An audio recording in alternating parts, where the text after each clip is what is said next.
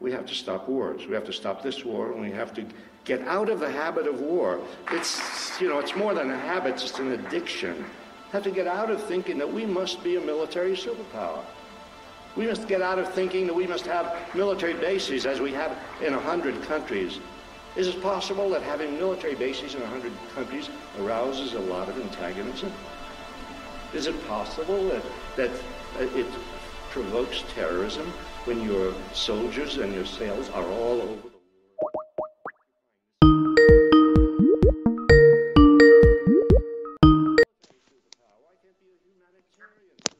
Yeah, hold on one second. Let me get my...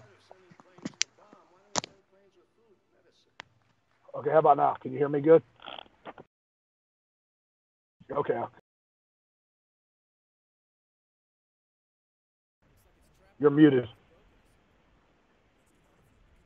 Oh, yeah. He's doing an intro.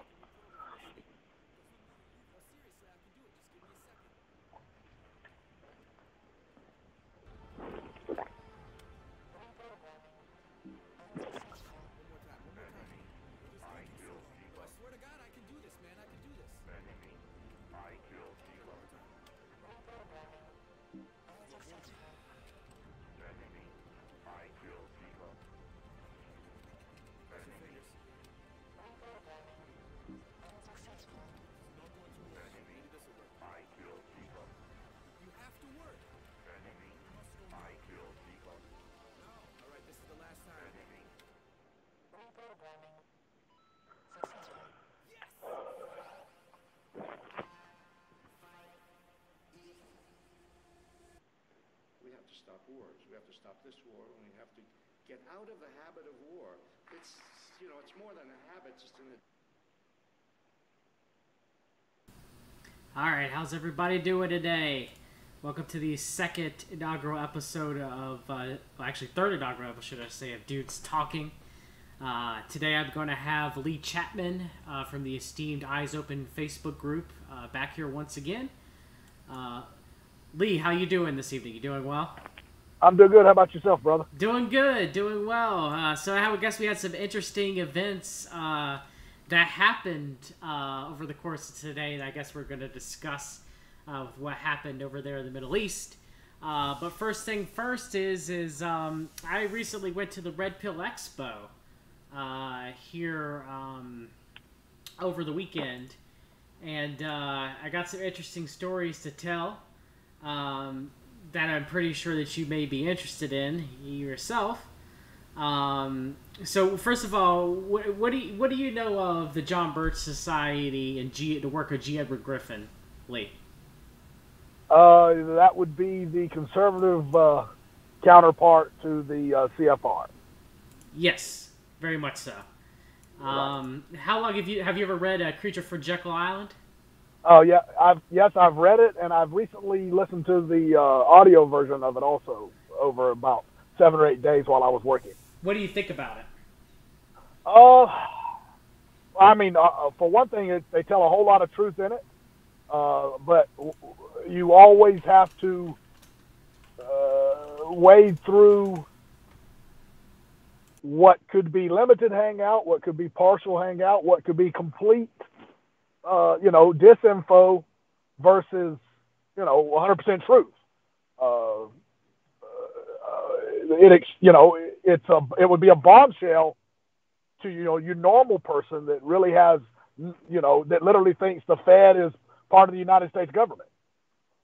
And they thought that it was probably, most people think it's in the Constitution or something, or an amendment. And they don't have a clue that it's a private entity.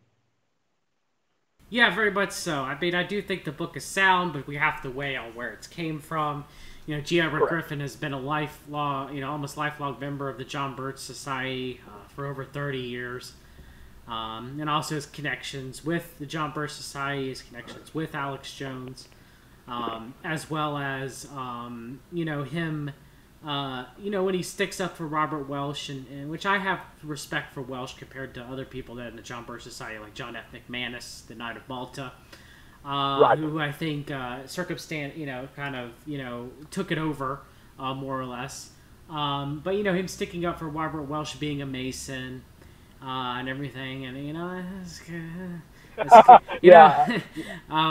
but that being said, seeing G. Edward Griffin at Red Pill, I mean, he is a very personable gentleman. I understand why people gravitate towards him. I understand why people like him. He's kind of like a grandfather with a whole bunch of knowledge. Excellent right. speaker. Right. And I would say that, out of all the people that you see that are part of the John Birch Society Council for National Policy sphere, I think, it would be decently good to, read The Creature from Jekyll Island and just, in anything that you get from, Freedom Force Academy, to take it with a grain of salt, just like you should with anything else that you come across with. Correct. You have your left slant, your right slant, your middle slant, your socialist slant, your globalist slant. So I, me, I totally agree with you on that. So when that part, when I was there, I hung out a lot with Benny Wills from Joy Camp, who I think is definitely an honest seeker of the truth with my personal conversations that I've had with Benny, and the content that he has put out.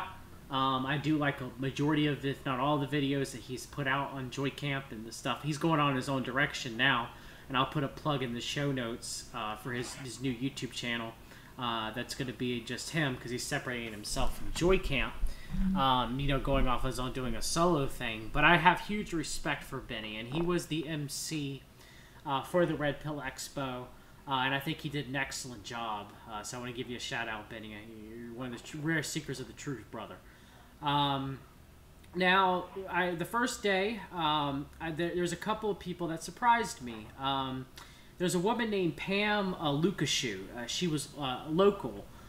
She was a Connecticut, and she native, and she talked about education almost in a way that Charlotte Iserby did, which of course Charlotte Iserby does have major ties to the Council for National Policy. However, she's gone rogue here lately, and I'll get to that. But Pam Lukashu actually talked both about the UN and the standard stuff that you get from, the right-wing talking points about education. However, she criticized greatly Betsy DeVos and the Trump administration when I found that to be very eyebrow-raising. So what say you on that? Lee, you got anything to add? Or I know you didn't listen to the speech, but it's just interesting. Yeah, no. It's just interesting how she called out DeVos. In what way did she call her out? That she was just like the rest of them, and she's doing nothing in our favor as far as education is concerned. That she is following the same charter that the UN has subscribed to as far as complete control over the education system, and how she's actually clamping down on homeschooling and the regulations that are going on with that currently. Well, it's what we talked about before. Not everybody in these societies and these think tanks. Not everybody is going to be tied into the subversive underbelly side of the of the group. So she could very well be giving her honest opinion, calling out. When you deal with these people that don't have large followings, don't get, Yes. don't make a living, Yes. you can tend to give them a little bit more leeway until they become quote unquote somebody, and then you have to worry about who's paying for their show and whatnot. For the fact that she's calling, we're going to call when your brother runs the largest, or what at the time, what's the largest. Paramilitary, there's nothing outside the inside when it comes to her. Yeah, very much so. And it's just interesting that she called him out. And that's a couple of things when I talk later about the Red Pill Expo, to give a little bit of narrative of what was going on. There's a couple of central themes that I found very interesting, but I'll get to that. G. Edward Griffin gave a keynote speech. It was good. It was just about the creature of Jekyll Island, same stuff that he always talks about.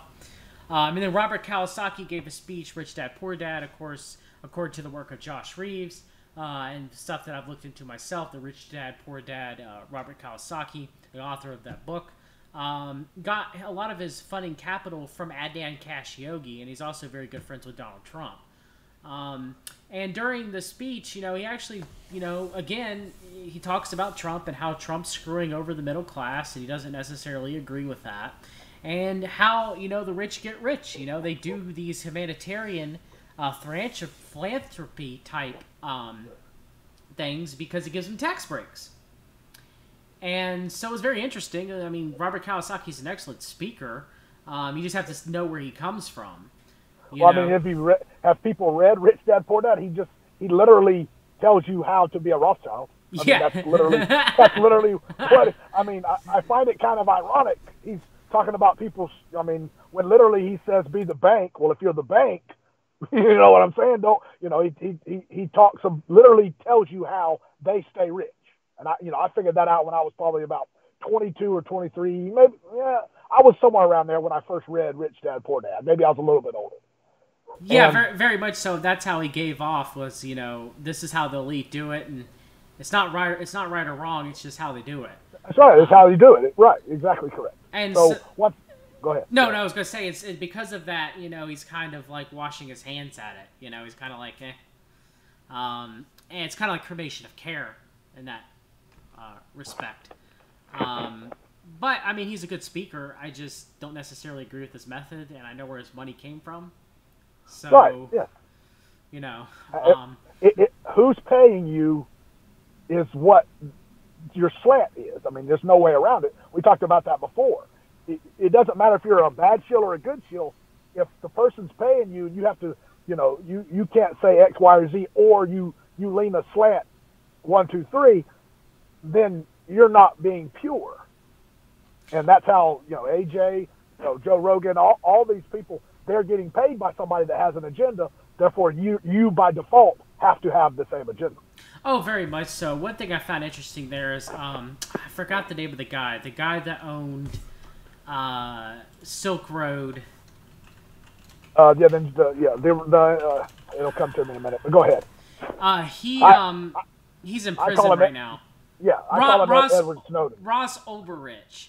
Yeah, that's it. Ulbricht. They had a big thing about signing a petition at Red Pill Expo to get him out of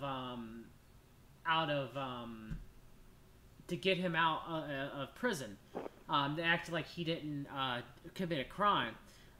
Very libertarian in that aspect. I did not sign the petition for that. I think that there were a lot of dirty things that were going on at Silk Road. That were more than just selling drugs illegally. If they were just selling drugs illegally, I don't really necessarily strongly care about that. But there were other things that were selling illegally on Silk Road. And because of that, he broke the law. Like, I don't think, I know the law is corrupt, and I know the government's corrupt, okay? I'm not saying that. But we have to have some sort of law and order in this society that we live in. So I did not sign the petition for his freedom because of some of the things that were associated with Silk Road that were outside of drugs. How do you feel about that, Lee? Am I wrong about that? Or I'm a black pillar, as you know. So I have two issues with the whole Ulbricht and Silk Road in and of itself. Without Silk Road, would Bitcoin be a thing? Okay, and do cryptocurrency, in my opinion, is just a digital version of the Fed, in my opinion, meaning it was established for another way of control. I don't know personally if all of that was not just a techno sham to get to where we are now. Meaning if you follow the story, you have FBI agents going to jail, you have FBI agents stealing Bitcoin, you have Ulbricht ends up getting busted from an email he sent like the third week or the third month of starting, where he calls himself Dread Pirate Roberts, and then it sends it from his own email. And this is supposed to be a guy that can come up with Silk Road, keep it running for years, and then allows that to happen. The whole story, personally, to me, I find fishy. Yeah, I did too, which is why I didn't sign the petition. But maybe I'm wrong. I don't know. I feel like there's something else going on with it. Is he really? Is he really over it? Is he really in jail? Is he Timothy McVeigh and he was sheep dipped? Is all this? You know what I'm saying? I don't know, and I maybe getting the names at this conference is a way of the government collecting that. Or it's just we've talked about this before. I don't know if me and you have, but I've said it all over the internet that the easiest way to control people is small groups. I believe the conspiracy realm, our group, the reason why so many shields are out there to control the narrative. So if they control the narrative for the sheeple, then they could easily control our narrative with all the false information. And how do you keep that going? You have to have conspiracy. You have to have Edward Snowden. You have to have Julian Assange. You have to have WikiLeaks. So my issue with all these things is, are they organic or are they plants from the start, so that our group, our like-minded, people like us who are not getting paid for it, just like to do it, versus everybody else out there that is getting paid for it, it keeps them in business. So I don't know. That's just that's part of my black pill that I do. Yeah, I agree with you, Lee, and that also, as far as Silk Road is concerned, they claim that they had laws in place to protect against child pornography and assassination contracts and stuff like that, but how that was really enforced, Oh no, yeah, there's plenty of evidence that was going on. Absolutely, yes. It's the dark web. Come on. So, but yeah, I found that a bit odd. I some of the speakers that they had on too, that I wanted to mention was Jake Morphonios was there from Blackstone Intelligence. And me and Jake had it off. He was personal. I still have my reservations about Jake, but I do think that he is a human. I've met him in person. And I think, he is likable and he is personable. And I do think that he does good research from time to time. I may not necessarily agree with everything that he puts out, but I do think that he does good work on certain issues. And, Jason Goodman was there from Crowdsource to Truth. And Jason Goodman was trying to get Jake Morphonios kicked out of the Red Pill Expo because he said he was anti-Semitic. Because Jake Morphonios was there, pushing, talking about the USS Liberty and, boycott, divest, and sanction and stuff like that. And because of that, Morphonios is anti-Semitic. And so I got, in between the video, there was a video of Jason Goodman. They went to some judge that was there that was supposed to be the judge of whether or not someone could stay in the Red Pill Expo or not if something happened. I don't remember his name. He had some podcast called, Connecting the Dots. And he was there, and so, Jake was like, hey, would you walk with me? So we walked out to where Jason Goodman was. And Jason Goodman was just a slime ball. And I pressed him on some things, and he got very mad at me at how I knew certain things, Lee, about, the Memphis Maris incident and his connections, his connections with the Mercer family and stuff, and he just was like, he pointed at me, he was like, I don't know who the hell you are, but you're not in this conversation. He was staring daggers at me when I was taking up for Jake. And I know it could be YouTube drama or whatever, but there were a few things that Jason Goodman do, he threatened Jake Morphonios' family, and said that I'm going to sue you, and your kids are going to be on welfare, and you're going to go to prison and stuff, and you don't mess with someone's family, man. That's low. So, when it comes to either Jake Morphonios, who gets it right with, most of the time on a lot of different key issues, and Jason Goodman, who is a shill for Zionism and a Trump supporter, I'm going to pick Jake Morphonios, obviously because he has more things that I agree with.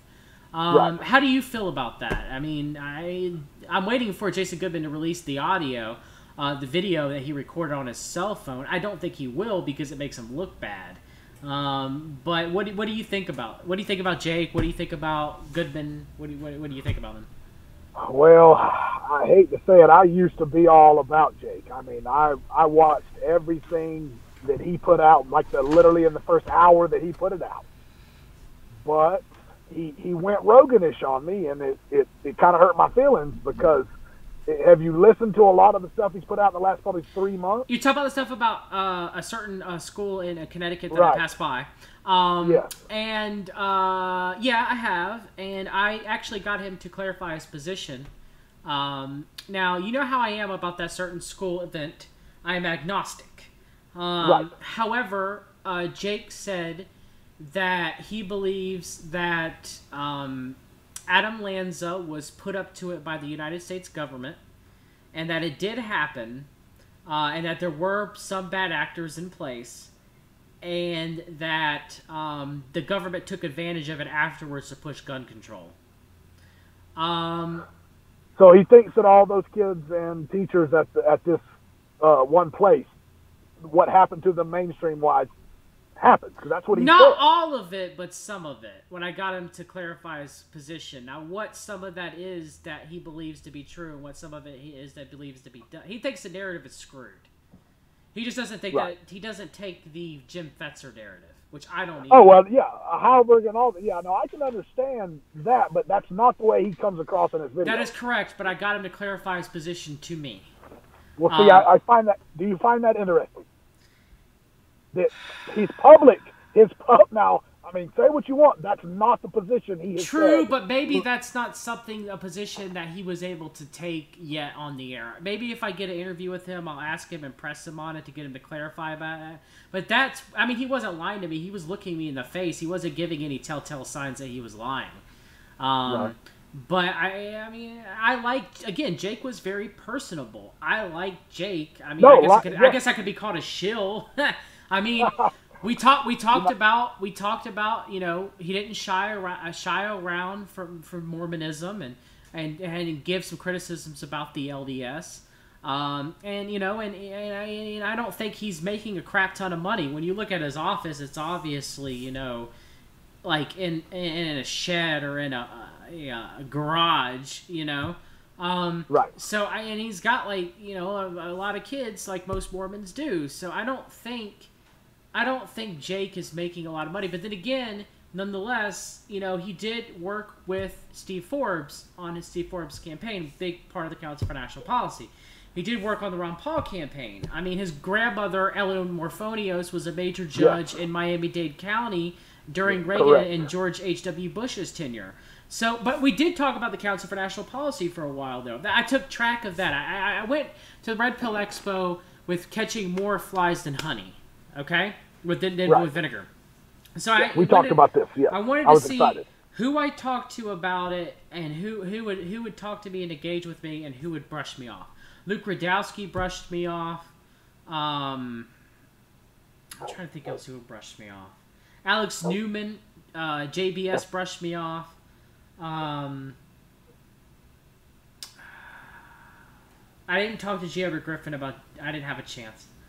I'm pretty sure I talked to more people, but that's the only thing I can think of right now. But, you know, I talked with Jake Morphonios and an elderly gentleman who represented the JBS, who was brilliant, by the way, who could have been an operative, but he was. Yeah. We talked about the CMP for a while, and he didn't know about it, but he knew about Tim LaHaye and Larry McDonald, and like he told me that every Republican's been not on our side since Abraham Lincoln. Okay, so the old man, which I'm not going to dox him because he's not in the public eye. Okay, right. He was pretty legit for a John Bircher. I got to give him credit where credit is due.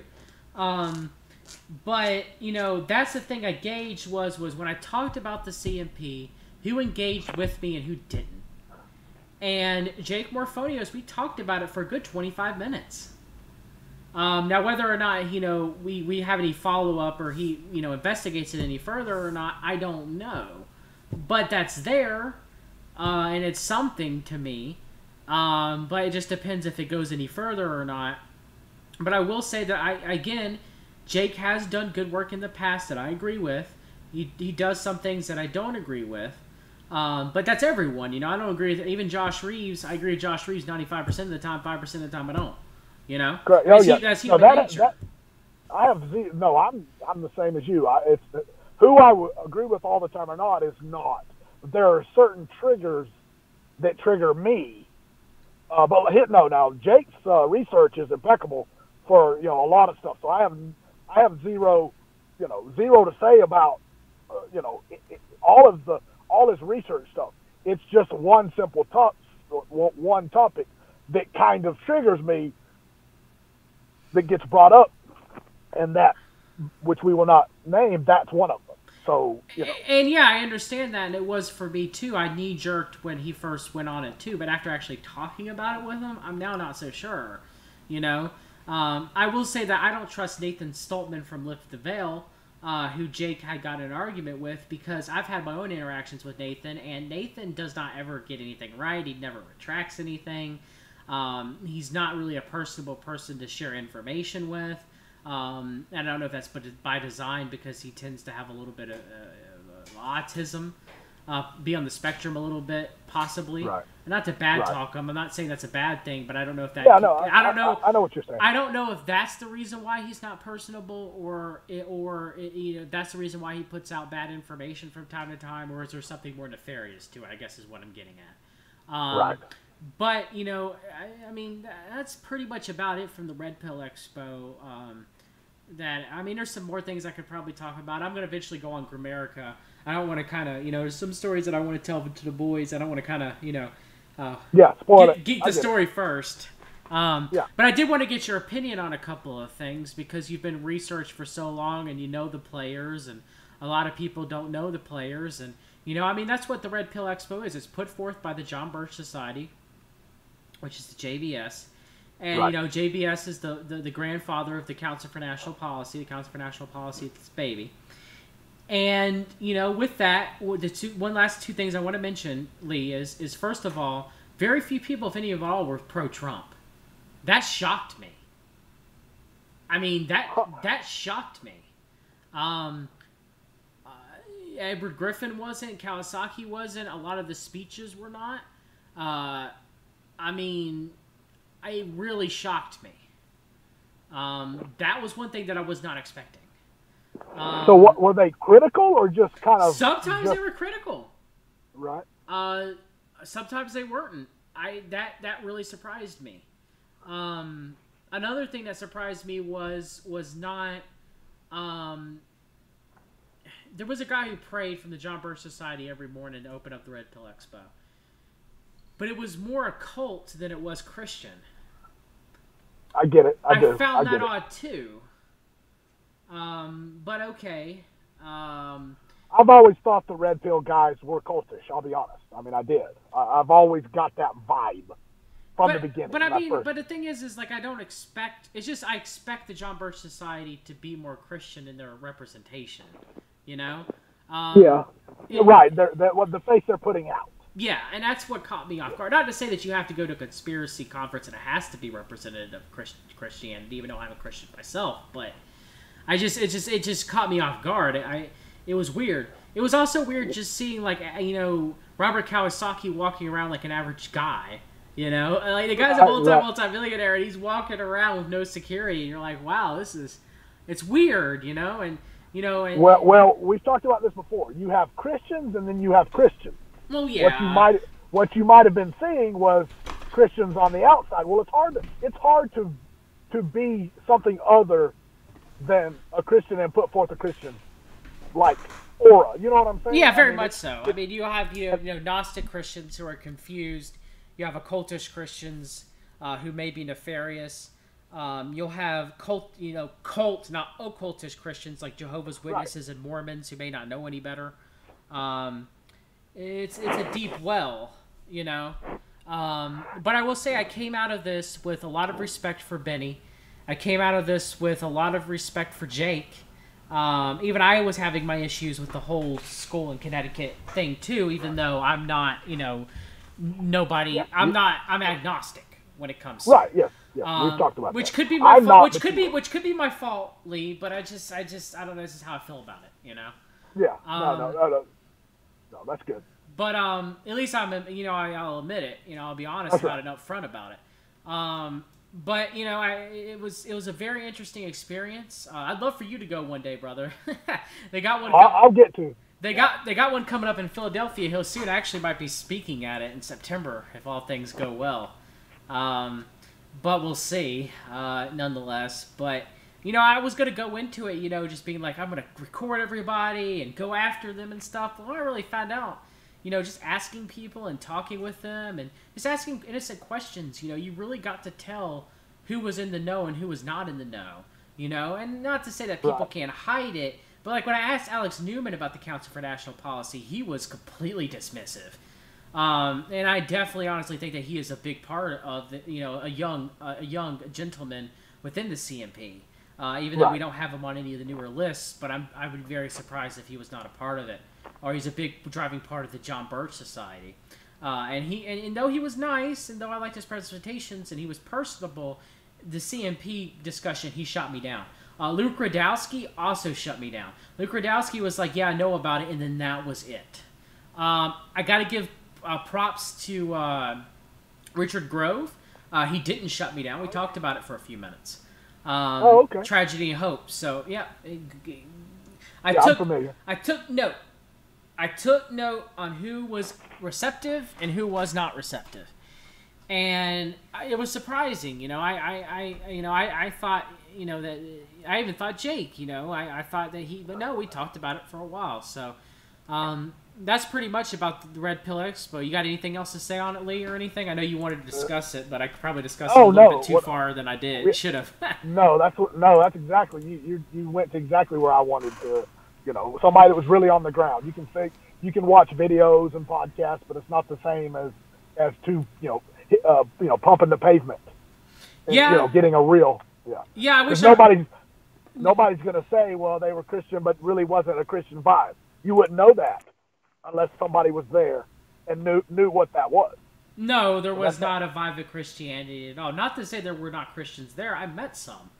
I'm not going to really talk about the health stuff because it's not really for this channel. It's more for Fix Your Gut. But I have my opinion. I have my opinions about a lot of that stuff that went on. But I mean, it was a very interesting. I expected more Christian themes. I expected more. There was buy precious metals, but then again, not as much as I thought. They're moving to this low coin backed by silver, like the CMP JBS is like crypto coin. Yeah, of course. I will say this: the weirdest thing about this conference was it was more empowering, which I don't expect that from Red Pill as much as I guess I should. Well, I mean, wasn't that their initial kind of selling point? Yes. It was a right wing rah fest. But it wasn't right wing though. It was just extremely, libertarian. It was actually centrist in a lot of ways. It was weird. Yeah, but I mean, back when they first started touting it, I could have thought it was a conservative type rah fest. But maybe that's just the vibe I got. And I was way wrong. It was not the vibe when I was there, man. It was more libertarian, huh? But even less co-opted libertarian. It was very weird. I didn't see a lot of American flags. Everybody was woke to the trials and tribulations of the American government, the negatives. It was weird. Like, I expected going there, and I expected, America, and JBS and the Founding Fathers are the best. And yes, there was some of that there. But there was a lot of people that were like you and me, black-pilled when it comes to America and the founding and everything, and not black-pilled on the American citizens themselves, but of the elite and the government in and of itself. And I did not expect that. Interesting. I wouldn't have either. I'll be honest. I don't know what that means, though. I don't know if that means that they're done with Trump. I don't know if that means that they're going to find someone else. I don't know, but it was very weird. I don't really have an answer for that. I was not expecting that. So we got a couple of news stories I want to bring up. First being the tanker that got torpedoed. Gulf of Tonkin 2.0? Yeah, that's what I was going to say. You read my mind. So what do you think about this? You think this is getting us into war? What do you think? Well, what is super confounding is you have about half of the nations of the world in the last 3 months say, guess what, people? America's going to start a false flag against Iran. And then what happened? Boom. I know they throw a lot of stuff in our face, but this is just on the nose as far as you saw this coming 7,000 miles away. Or at least I did. Oh, very much so. I've been seeing the CMP wanting to go. And when I talk about the Council for National Policy, I know that's all connected at the top. It's a compartmentalized pyramid going down of multi-pyramids, okay? But for optics' sake, or for, the sake of the discussion, I'm going to say that the CMP is in control right now. Okay? Yeah, no, I get it. I get what you're because saying. they appear that they're in control. So they want war. They want war either in Venezuela because they want Latin America, okay? Because they wanted Nicaragua in the 80s and Guatemala and everything, and during the 70s and the 80s they wanted Latin America. So they want Venezuela. So we got war going there. We got war going in Iran because, the interest of the United States, the cabal, of the Five Eyes, and Israel want the Middle East. They want Syria, even the Saudi Arabian, United Arab Emirates, that group too, they all want destabilization in the countries that are quote-unquote against them. They're the Zionist pit bulls, is what they are. Yeah, you could see, you could label that as such. And I'm pretty sure Rome wants it destabilized too as well. But yeah, it's just they want war. Where's the war going to be, Lee? Is it going to be destabilization of Venezuela? Is it going to be Iran? Is it going to be North Korea? They want it in all three places, and it's just ridiculous. All the above is what I was going to answer. All of the above, different stages, I think. Yeah. But they won't be able to do three head-on stages, but they can keep the fire stoked in two of the three while one is actually going on, which I would say is what literally is happening right now with the tanker. I agree. I think that this is going to further push things into the direction with, but they can't go to Iran yet without taking care of Assad in Syria, right? Correct. No, at least that's what they want us to think. You know what I'm saying? I don't. Assad is a knight of Malta.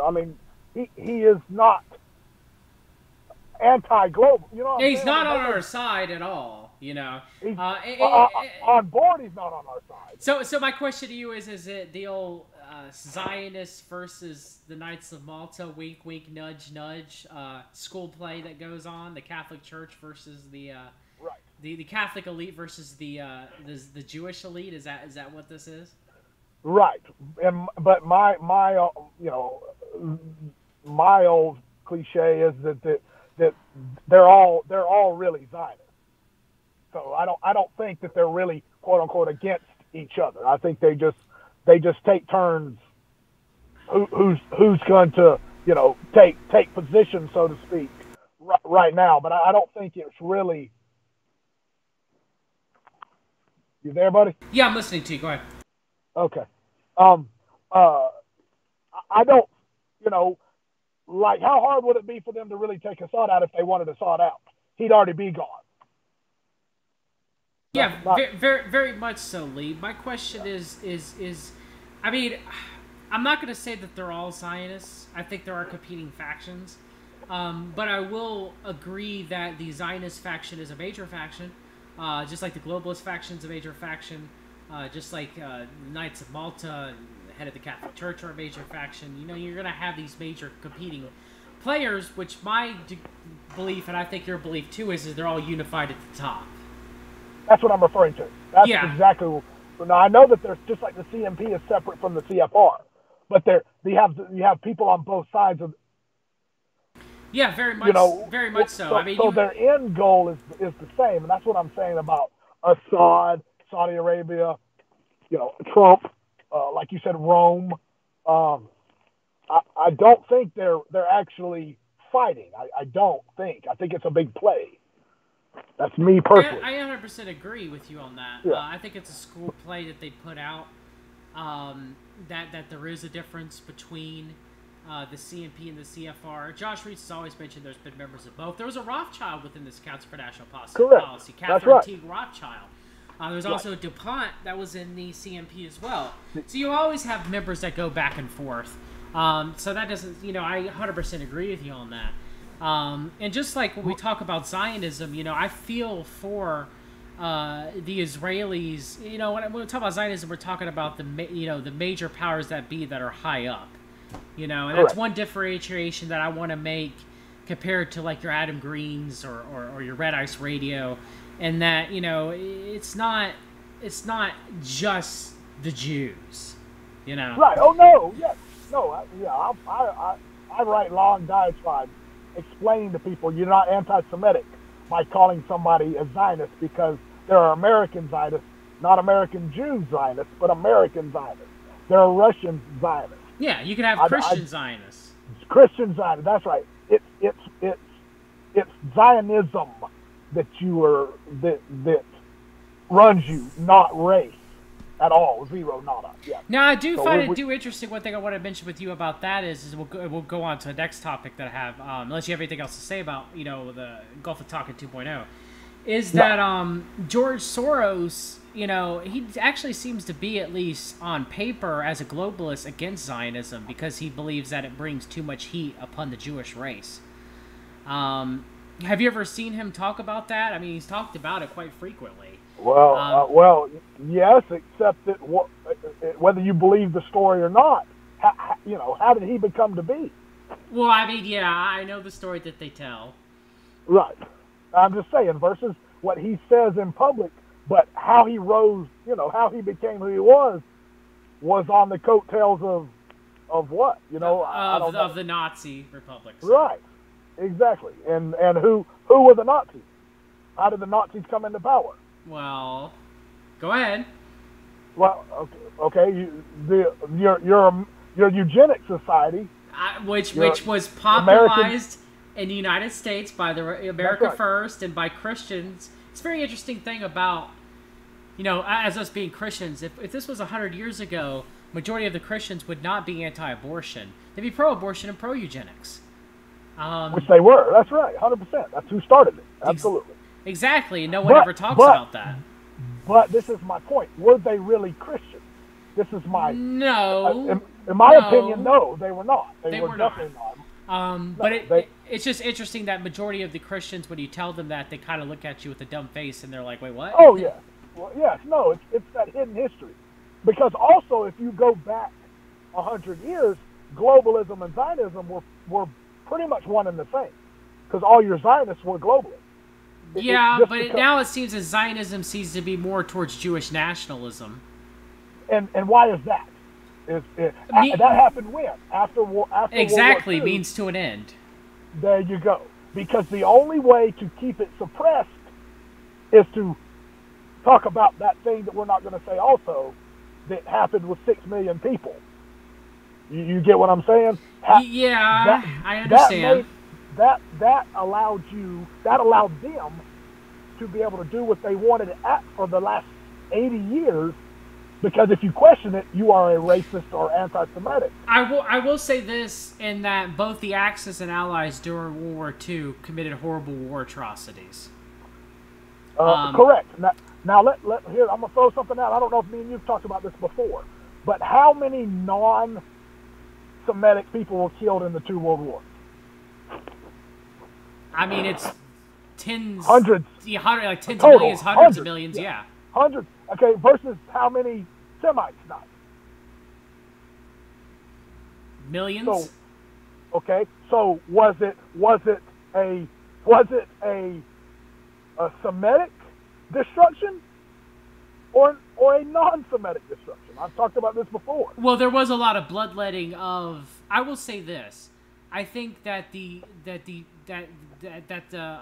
Jews that were killed during World War II, I think that it was the Jews that did not align so much with their plans. They were of lesser class. That's exactly what I think. It was against their own people. It was like the 99, the Jewish elite versus the Jewish lower class. That's right. That's exactly what I personally think. And it's sad. I mean, it's sad when you look at it that way. that perpetrate, it's saying that it gets some odd looks looked in your way, but I do think that when you look at there you go, when you look at the powers that be, around that time you have the Anglo-American establishment, and you have the Jewish elite, and you have the elite of Rome all coming together, for World War II. And it's just interesting how, the Axis and Allied soldiers were a blood sacrifice, as well as the lesser class of the Jewish people. In the lesser class, even the soldiers, and the people, the countryside, it's pretty much what it boils down to, is a lesser shedding of the blood of the lower class of the Jewish people and of the Aryan people too as well. That's right. And because of that, you get what we have today. Correct. And I don't think that, because I don't believe in coincidence. I believe that was tailored. I personally believe that was the reason it occurred. Because if you were rich, you weren't fighting in the war. You didn't die. You were the one pulling behind the scenes. They didn't drop any bombs in London, right? No. Yeah, right. So see, they didn't drop any bombs on the White House.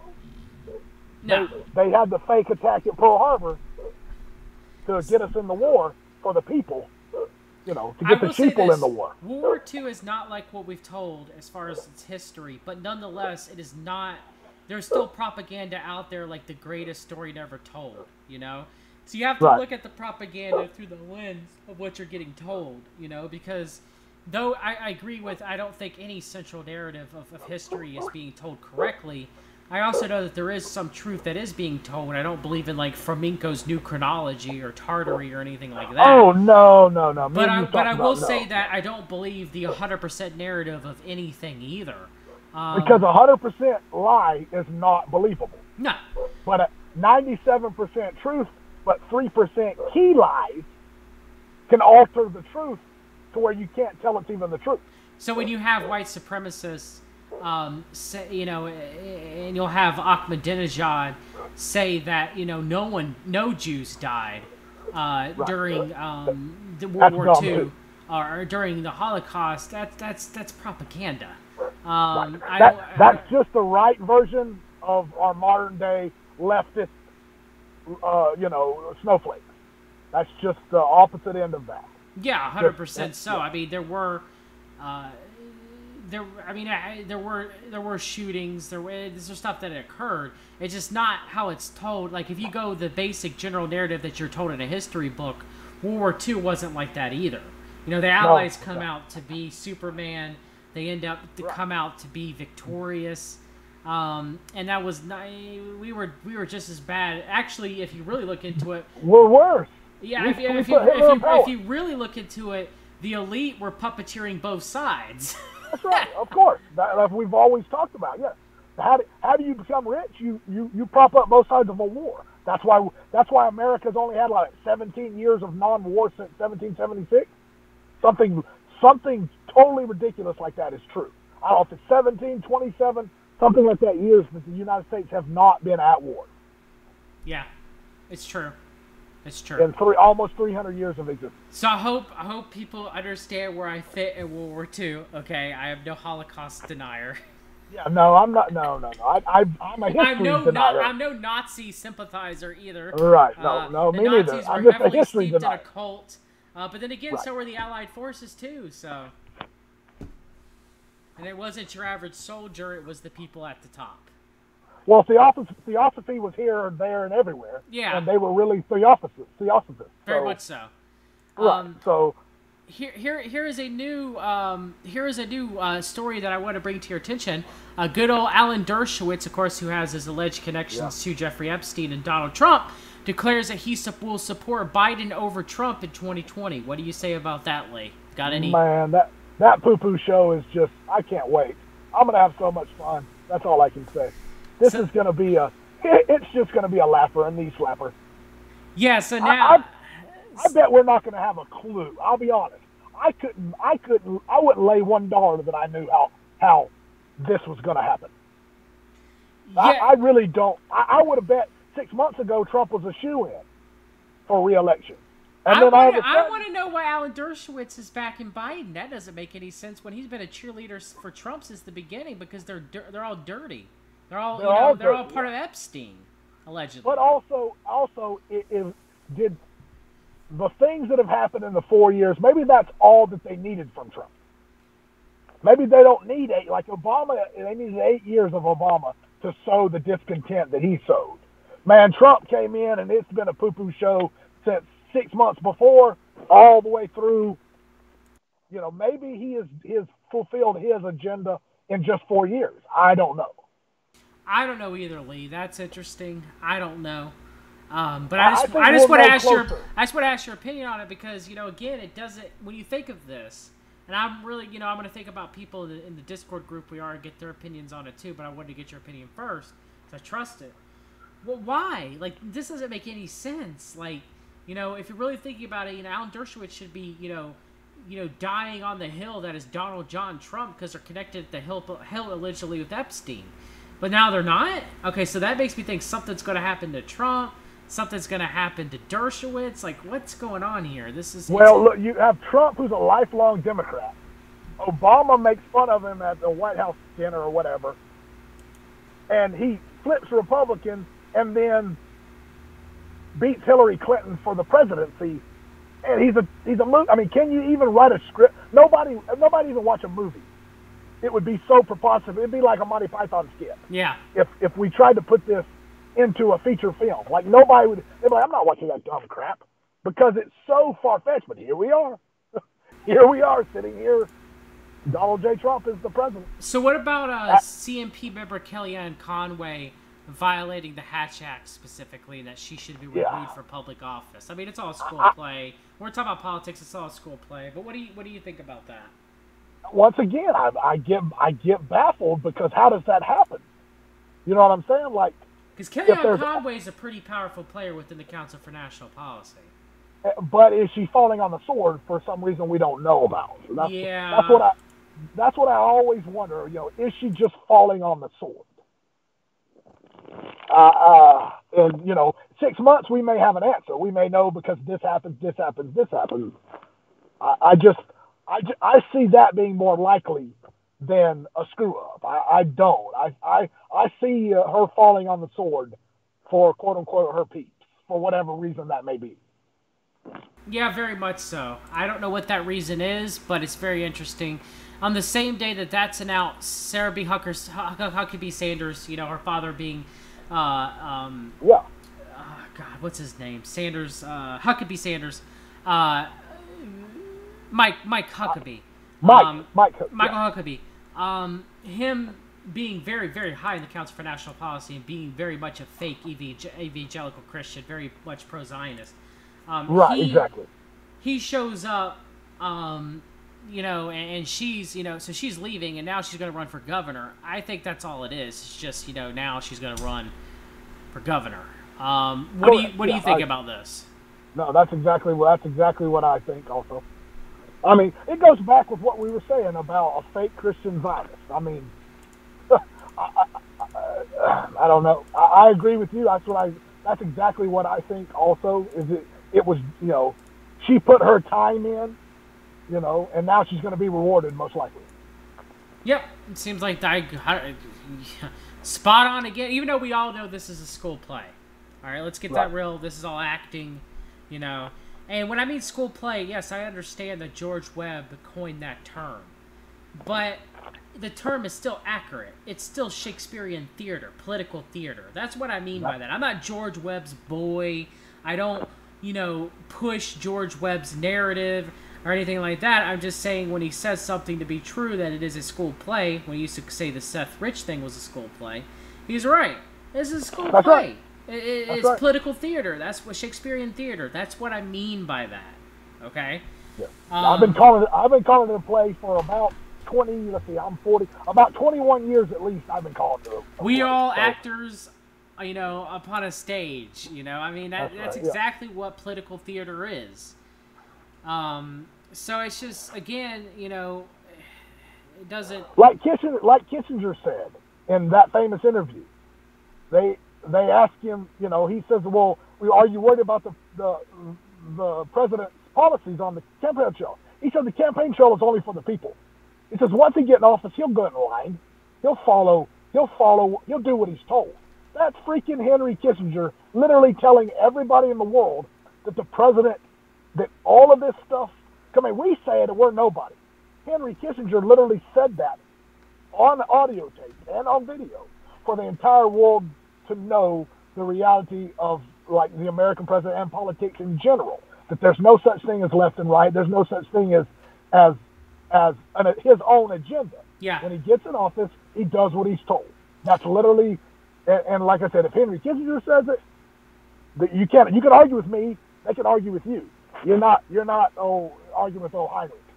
So what about Rush Limbaugh coming out today saying, looking at Drudge, that the CMP is losing, pretty much, that it's just bad news after bad news, and what Trump promised, whether you like it or not, whether it's the wall, whether it's to reduce illegal immigration, whether it's trade, infrastructure, what people voted for Trump, including myself. I voted for Trump against my better judgment. Now, boy, was I an idiot. I will never vote for anybody ever again.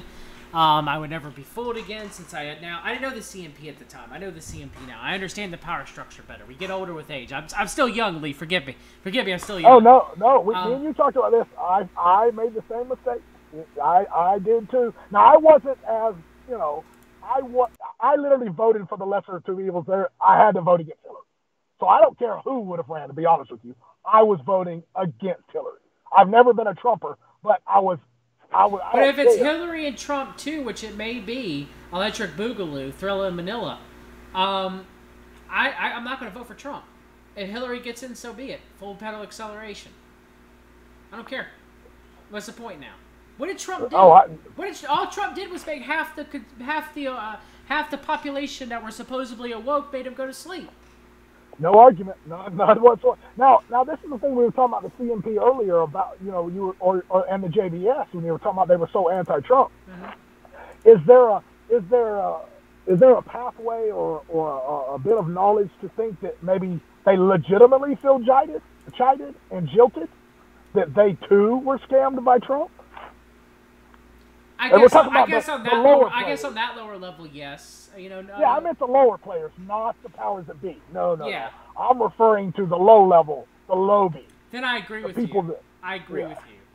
Yeah. I just don't know what that means in the overall grand scheme of things, I don't think it means a hill or nothing, personally. Yeah. But on the base level, where your low end shilling occurs, not your high end billionaire shilling. I'm referring to your dime shilling.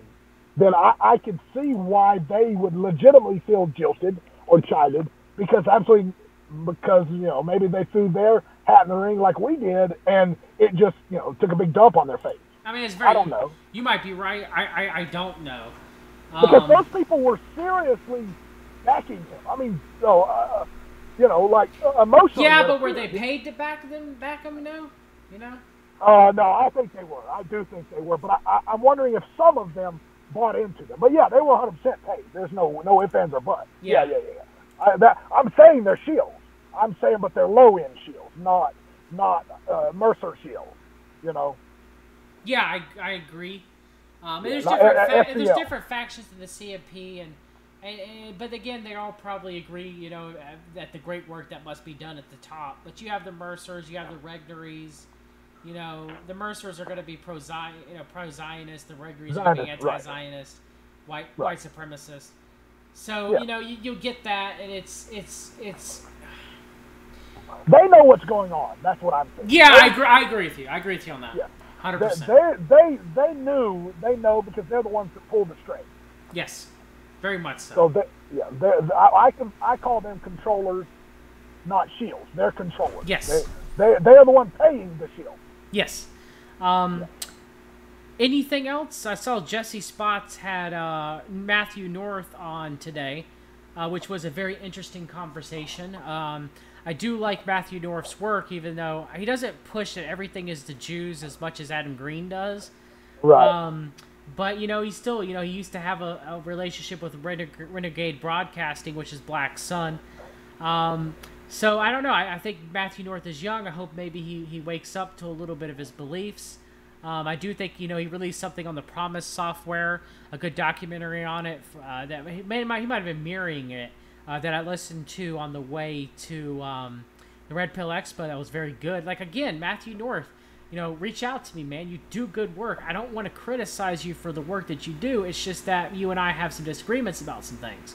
And I love to clarify them. I love to get your official opinions on them. Was the Promise software, was that new info you hadn't heard before, or was it kind of regurgitated? There was some new things I hadn't heard before. Okay, I need to listen to that. What is that? What the Promise software is? You should know what it is. Octopus, Danny No. What podcast is that on? It was not a podcast. It was on Matthew North's YouTube channel. Okay, that's what I meant. Okay, because you know how he does them. I was about to say, I was like, I know you know about the Promise software. Oh, brother. Yeah, no, that's why I was asking you about it. Yeah, totally, yes, I absolutely do. That's super. It was one of the best, hours that hour and a half I've ever seen on it. Like look, I don't care who does the work. Okay, I take that back. I do care who does the work. Yeah, I got you. Yeah, but you don't have to go. If the work is solid, I'll vet the work for what it is. It doesn't matter if Jan Irving puts it out. It doesn't matter if Alex Jones puts it out. If it's true, it's true. It doesn't matter, But you have to see the slant. Everybody's gonna have a personal slant, even if they're not a shill. You, me, we're all going to put our slant to something, and some of it is innate, some of it is because you're getting paid to shill, some of it is because your own personal belief systems and your lack of knowledge. Organic slant, in my opinion, is much better than shill slant. Oh, always. There's always. Yeah.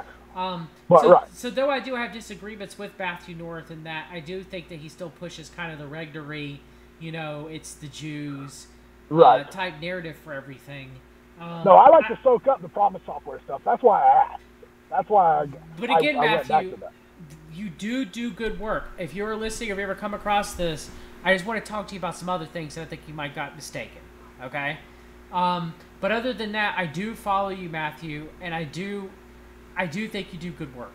I just think that you do need to work on. I think you're like your CMP stuff. It was great, the notes that you released. But again, where were the regneries? Where was America First? Where was the white supremacist element of there? That was not there. That always makes me question things, Even though I did ask him about the regneries later on one of the streams that he did, and he actually answered me, Lee, and said that he did know of them, and it was on his when he was talking about Mormonism. Right, yes. So, the one that got pulled? And again, with Mormonism, no, it didn't get pulled. It's still there. I can share it with you. Okay. Again, about Mormonism, again, it's the high-up LDS church, just like it's the high-up Catholic church. Your average Mormon that's going, across the street, that's doing missionary work, that's going to temple, they're not part of this grand Mormon conspiracy, okay? Correct. But it is the higher up of the LDS church, which is corrupted. And of course, like the higher up of all churches. Of course. But there are, huge Mormon connections to neoconservatism, to the Council for National Policy. It is there. If you're worth $100 billion, $50 billion, you can't not be corrupt. I'm sorry. I'm sorry. You cannot accrue that kind of wealth without paying the piper. That's my opinion. No, you can't. You don't stumble into the club. No. And so it's just, you always got to look where, people, that's why I respect Jesse Spots, because Jesse Spots says, he comes out as a Christian. He acts like a Christian. He talks like a Christian.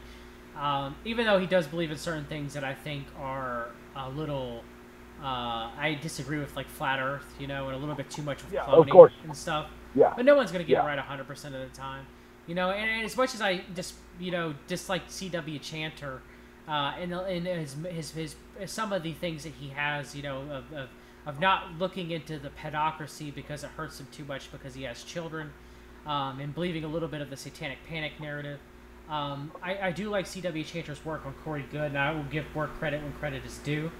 But even with one day we need to have a good discussion on the satanic panic Okay, we'll do it next time. stuff. Yeah, because I have a lot of opinions on more. A lot of people, I think there's a lot more validity to it. Oh yeah, that it was not a panic, that it was real. That was real, right? Which did you see my last video that I released on the Glendale Monastery School case? Yes, exactly. I'll have a link to the GoFundMe that I have for that. I'm trying to get funds to be able to acquire the documents for that case that we can go over it and read on my YouTube channel.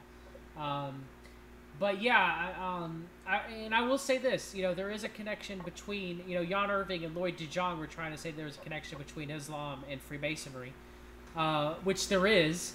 But there's also connections between Sabbateism to Freemasonry, Illuminism to Freemasonry, and as Boneless Rocker said in our chat, shout out to you, good sir, there is a big connection of Mormonism and does mirror a lot of Freemasonry, and that Mormonism was a way for Freemasonry to be spread and taught, and there are degrees within Mormonism similar to the first degrees of Freemasonry within the Mormon Church.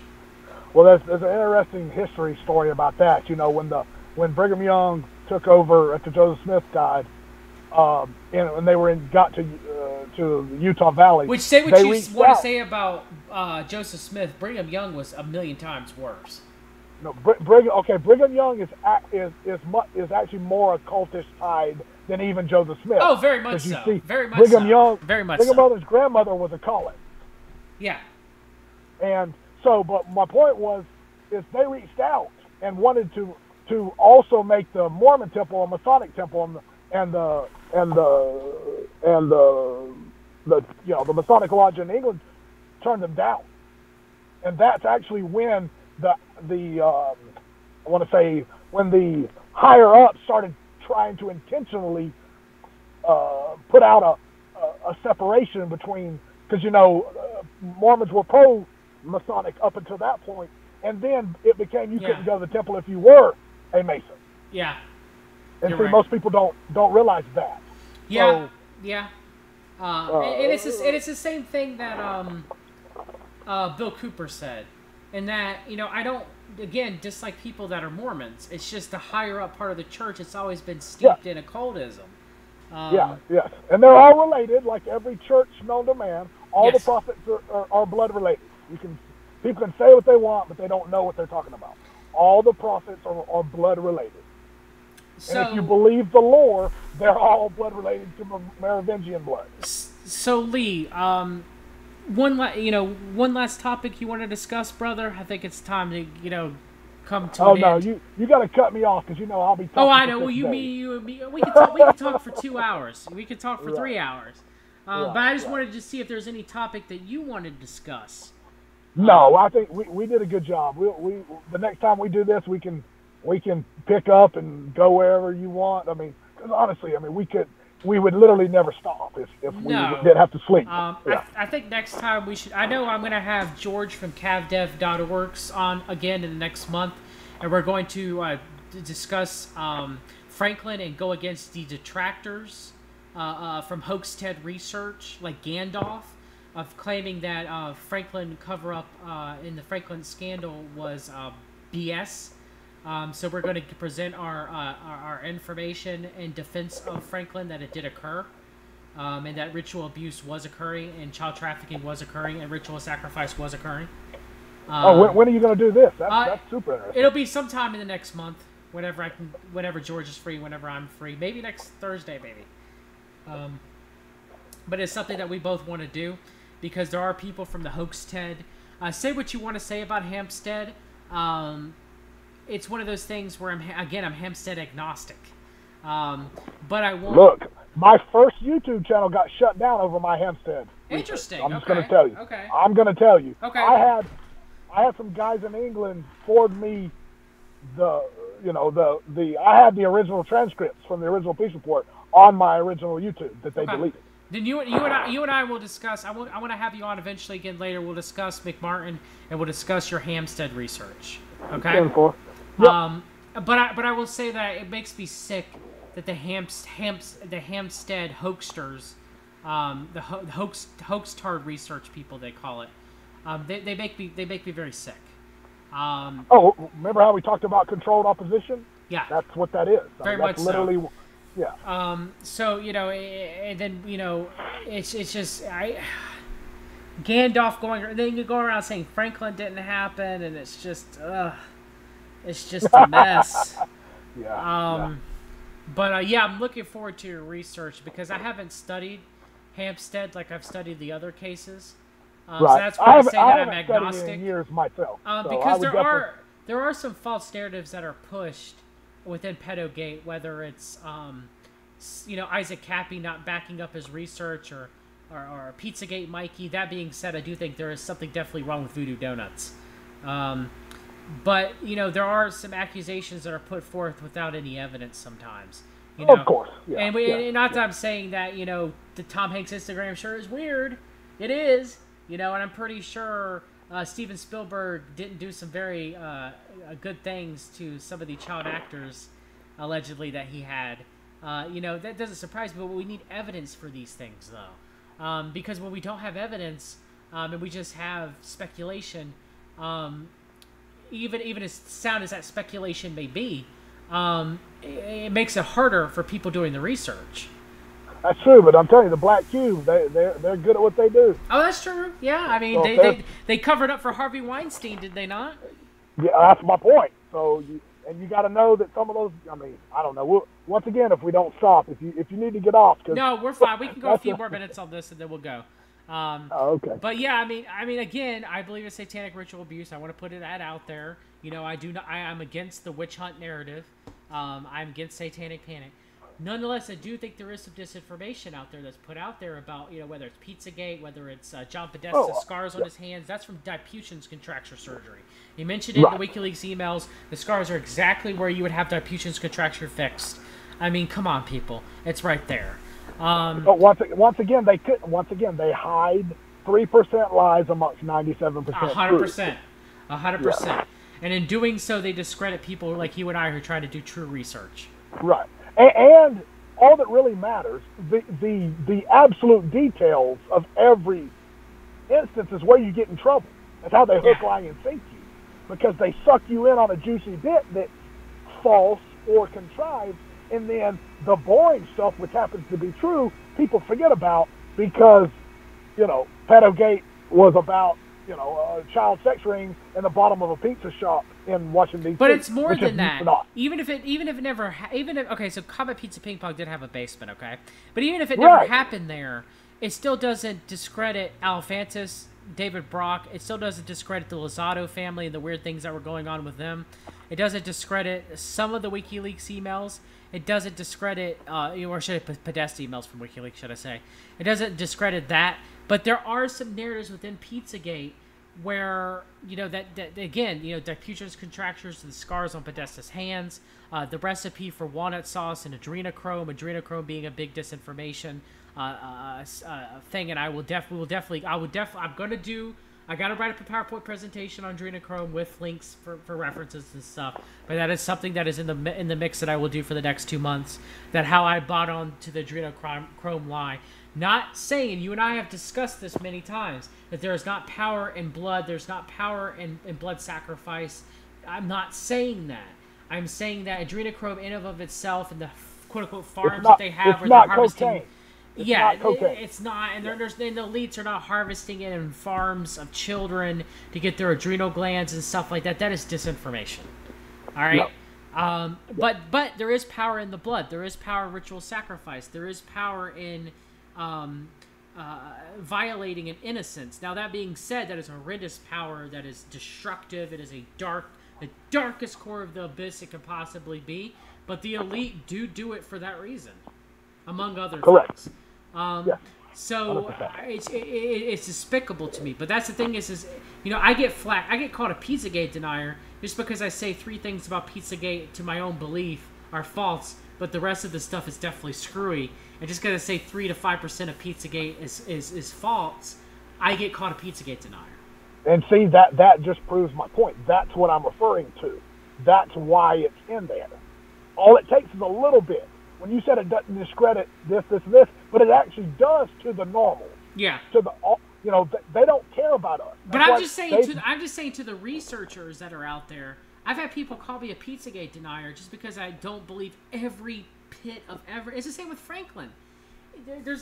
We'll talk. You know, me and George are going to talk about. There's a few things in there that don't add up. You know, it's with all of these cases. The Finders, which is my baby. You know, you're going to get this information.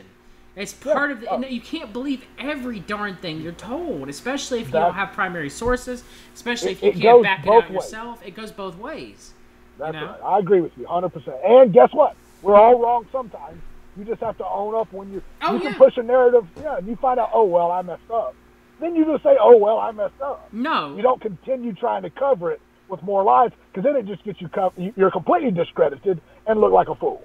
I'll cover something right now since I have you on. I'm going to do it for a separate video, okay? I actually wrote something years ago that's called the Trump-Epstein connection that says that Trump is fine, that he was a good boy. He didn't do nothing wrong, and Epstein, you know, that was 2 or 3 years ago when I wrote that. You know, that's completely different now. Okay? Right. You know much more truth now. So I'm actually going to bring that out to light and say, here was one thing that I was completely wrong on. I wrote it up, here's my research, and it's complete bullcrap. I admit it that I was wrong. Right. I was wrong. Okay? And I've been wrong about many things. Adrenochrome, and I'll continue to be wrong about things, you know? But that's the thing is that's the difference between a true researcher and a paid shill or a person who's stuck in their ways, is that they will not admit when they are wrong. Correct. Am I wrong? If you show me the evidence that I'm wrong, I'm wrong. I'll admit it. That's right. I'm good. I'll say it. Oops, I was wrong.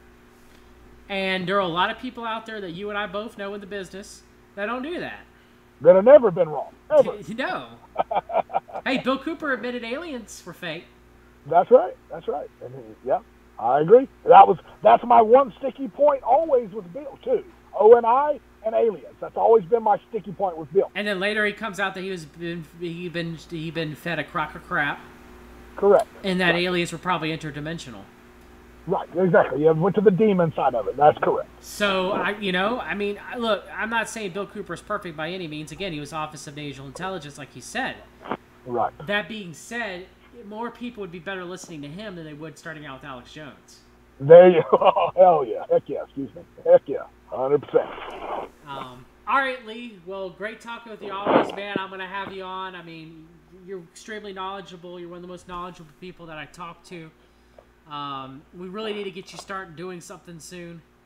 You know, because you need to get your knowledge out there, brother. Well, like I said, I enjoy doing these shows, brother. That you get me on these, I'll talk my head off. We'll do, Lee. Well, take care, brother. We'll talk soon. Okay, sounds good, pal. Later. Good. That was Lee from the Eyes Open group on Facebook. You can follow them. I'm a part of that group.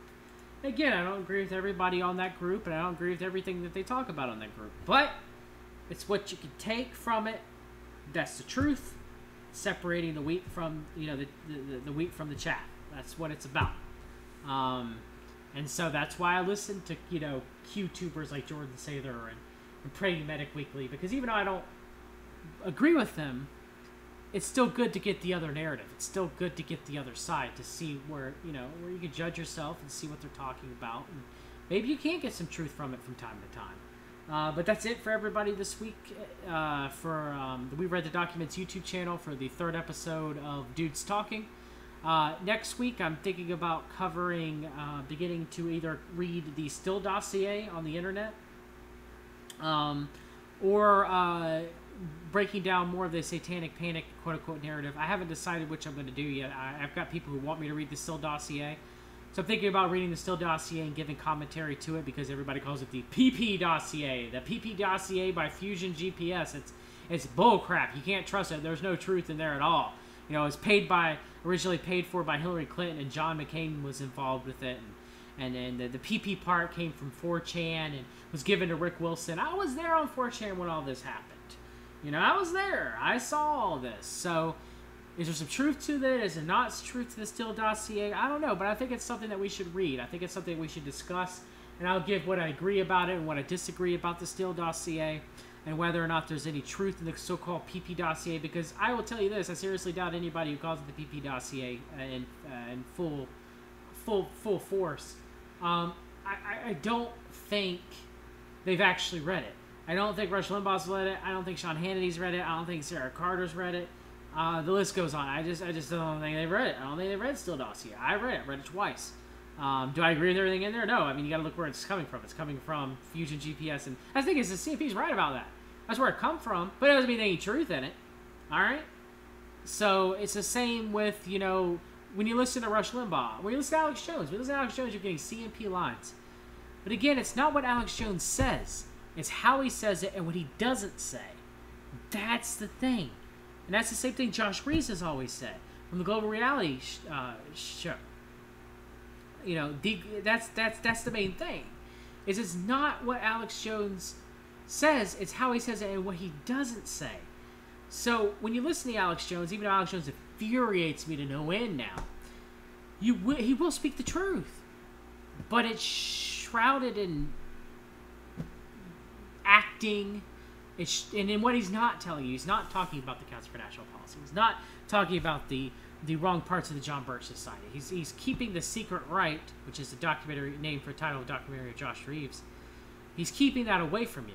He's gatekeeping that part. He's gatekeeping you that they control. When I went to Red Pill Expo, the JBS, John Birch Society, controls the truth movement. And they're hiding that from you. And so that's really got to make you think, why is the membership roster from the Council for National Policy hidden when the membership roster for the Council on Foreign Relations is not? They publish it every year. You can go look. You can go look at it right now.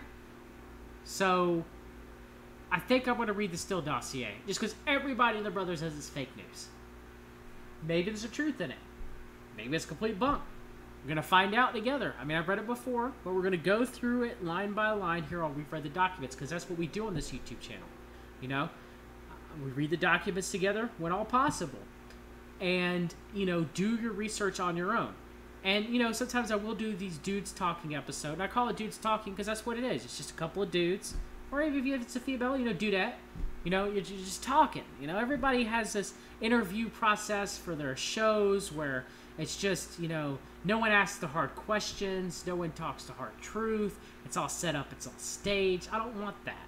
I don't want that. It's just, you know, you're gonna sit down. You're gonna talk with me.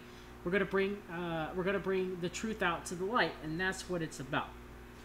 But for everything, that's it. I want to thank Suzanne that was in the chat. I want to thank Boneless Rocker. Good to see you again, brother. And hope y'all have a great night as always. And you know, continue till next time. Always read the documents. Take care, everybody. Have a good evening.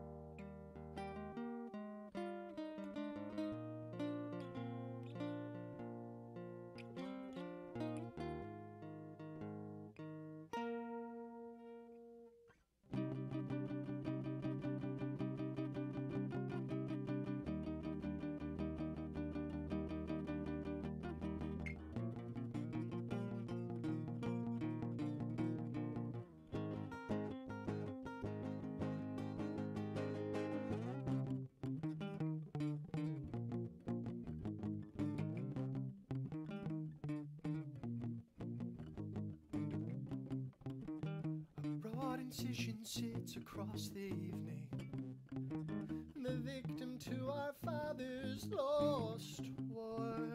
The restless children sit and mourn the graves of those they've never seen before. Can I be buried here among the dead, in the silent secret?